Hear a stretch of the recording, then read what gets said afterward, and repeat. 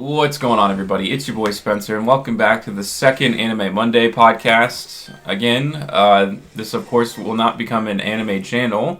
This is still a Yu-Gi-Oh channel primarily, but as a content creator, I just want to have the liberty to do something that I find is fun, and I kind of want to just break the mold of what it means to be a Yu-Gi tuber too. That's the whole reason I'm doing these. Yu-Gi-Oh also wouldn't exist without anime, so...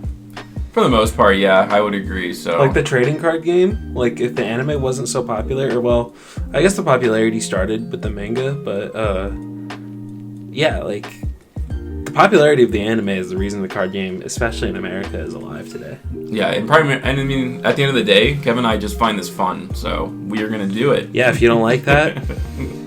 I'm sure we got problems, man. Yeah, so like I teased last week, the whole idea of this episode is just going to be about Code Geass. If you haven't watched it, don't worry. There's not going to be any spoilers. Essentially, what we're going to be here to do today, because the story is continuing, apparently. I wasn't sure how it was going to go, but a new movie just came out that the story is going to be going forward in what we thought the story was over. I mean, this is an anime from 2006, so we're also trying to convince you to really go back in time here and watch something that's pretty old. What we will say, too, is that like the anime to the Code Geass anime has a very definitive ending, too. Yeah. So it's just like, yeah, it is kind of like, it does kind of pique curiosity when you talk about bringing it back, when, especially by the time you, if you decide to watch it because you listen to this pod, by the time you finish it, that would be like getting ready to come out, so you'd be able to make that decision.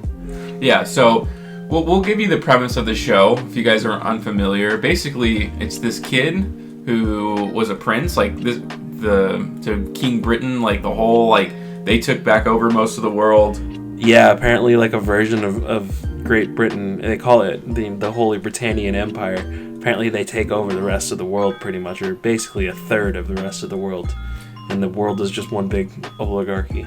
Yeah, and then this kid has some sort of beef with the king, and that's just kind of where the story goes from there. And then on top of that, there's these special powers that he uses to manipulate people, and it's just one big chess piece leading up to this big finale, obviously. He just goes full Light Yagami with it, man. He wants world domination.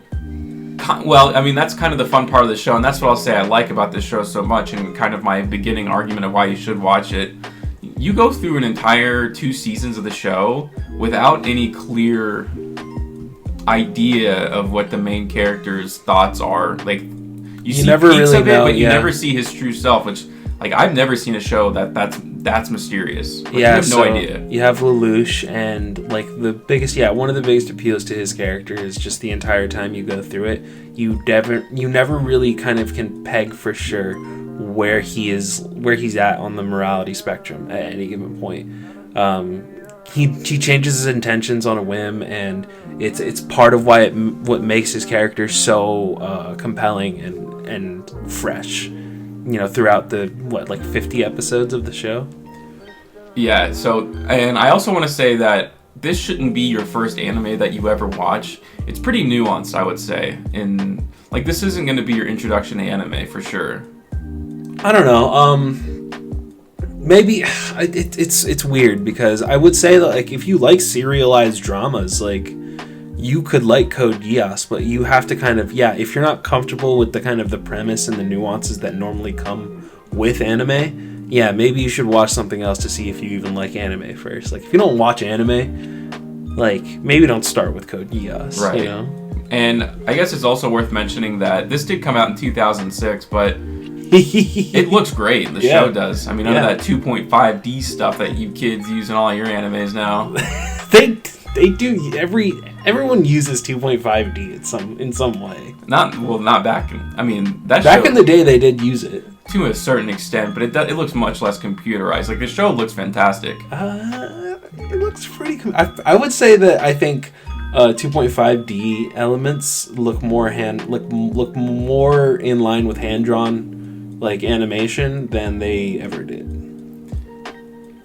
It was just back then, it was a distinct computerized style, and that was kind of they leaned into the fact that it looked different.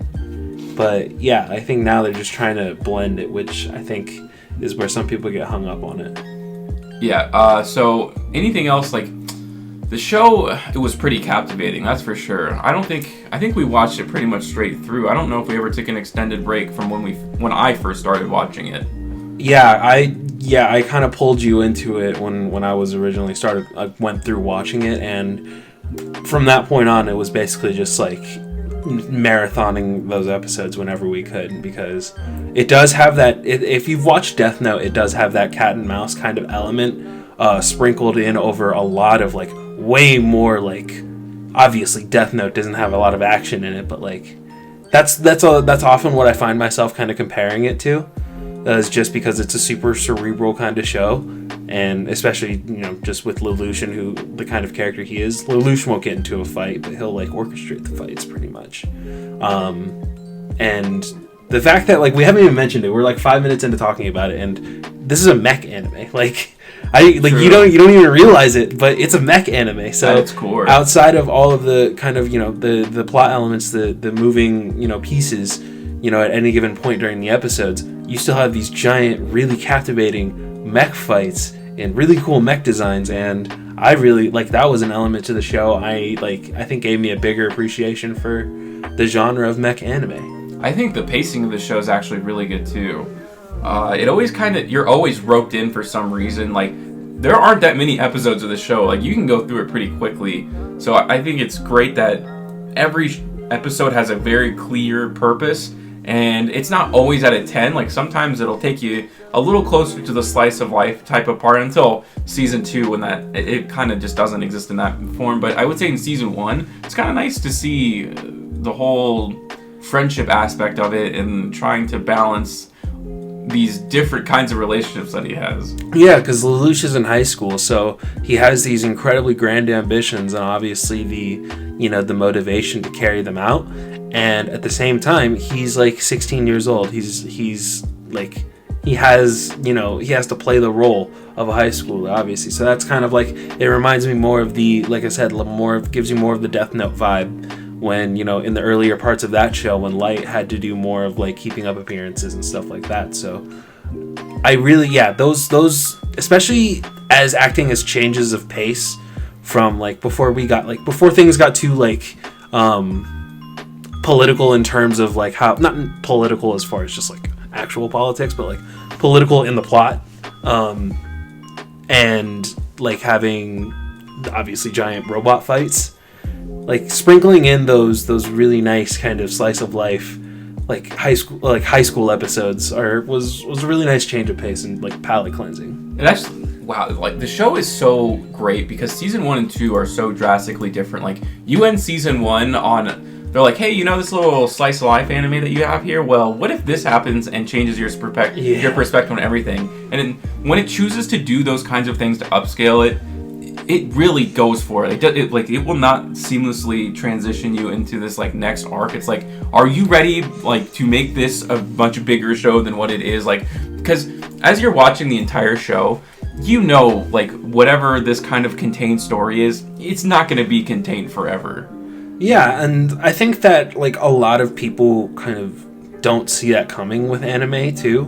Like they don't think the scope of the show will ever be contained. Like self-contained stories are really nice, and I think more people crave them as everything becomes more serialized and franchised and everything like that. But for a show like this, to where like Lelouch, like the whole point of Lelouch's character is that he has special powers, right? Like you thought that he would just get special powers and that would never kind of be elaborated on or explained or explored in any further kind of detail. It's just like a lot of people thought that the show jumped the shark at that point, and I disagree. Like I think the way they do it is gradual, and not gradual in the sense of like the timing of it, but kind of gradually building the scale of the show. Yeah, it's also kind of unfortunate because there's moments where you do see Lelouch, the main character, like peer through his real personality.